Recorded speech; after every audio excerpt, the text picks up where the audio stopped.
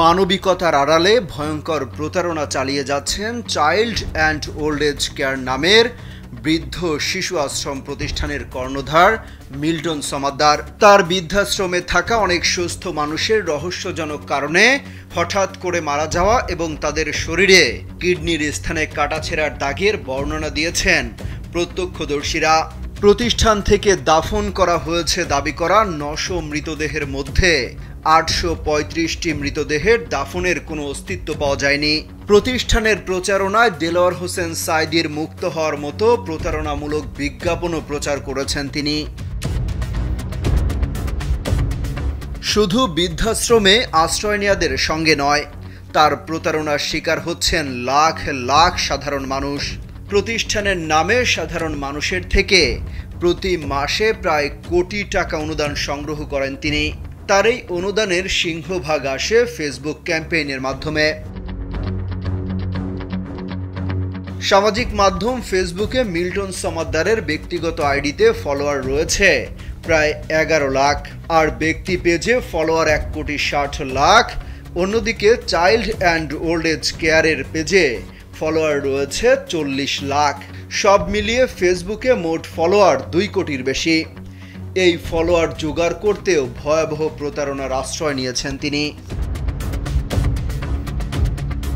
তার ব্যক্তিগত পেজ থেকে বিভিন্ন সময়ে ফলোয়ার বাড়াতে বুস্ট করা হয়েছে। এজন্য জামায়াতের প্রয়াত নেতা ও যুদ্ধাপরাধের দণ্ডপ্রাপ্ত দেলোয়ার হোসেন সাঈদী, হেফাজতে ইসলামের নেতা মামুনুল হক, পাকিস্তানের সাবেক প্রধানমন্ত্রী ইমরান খান, মিশরের সাবেক প্রেসিডেন্ট মুরসি, মালয়েশিয়ার সাবেক প্রধানমন্ত্রী মাহাথির মোহাম্মদ, তুরস্কের প্রেসিডেন্ট রিসেপ তাইপ এরদোয়ানের মতো ব্যক্তিদের ছবি ও মিথ্যা বক্তব্য ব্যবহার করেছেন।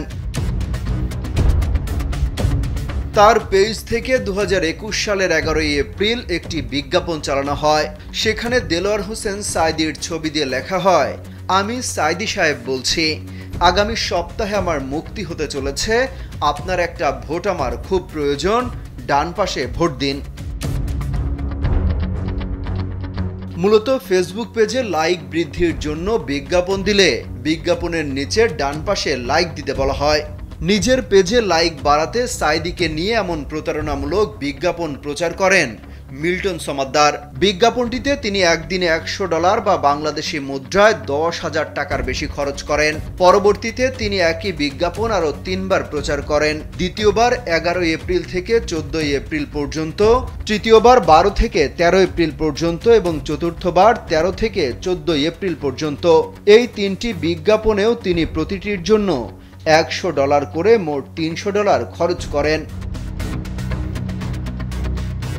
মিল্টন সমাদ্দার নিজেকে খ্রিস্টান দাবি করেন, কিন্তু 2021 সালের 24 ও 25 মে তার পেজে 2টি বিজ্ঞাপন প্রচার করে মুসলিম পরিচয়। 2টি বিজ্ঞাপনেই তিনি $100 করে মোট $200 খরচ করেছেন। অন্যদিকে তার Child and Old Age Care নামে ফেসবুক পেজ থেকে ভারতের প্রধানমন্ত্রী নরেন্দ্র মোদী ও পাকিস্তানের সাবেক প্রধানমন্ত্রী ইমরান খানের ছবি দিয়ে বিজ্ঞাপন প্রচার করা হয়। ওই বিজ্ঞাপনে মোদী ও ইমরান খানের ছবি দিয়ে লেখা হয়, ভোট চলছে, মুসলিম বিশ্বের নেতা ইমরান খানকে জেতাতে লাইক বাটনে ক্লিক করে সঙ্গে থাকুন।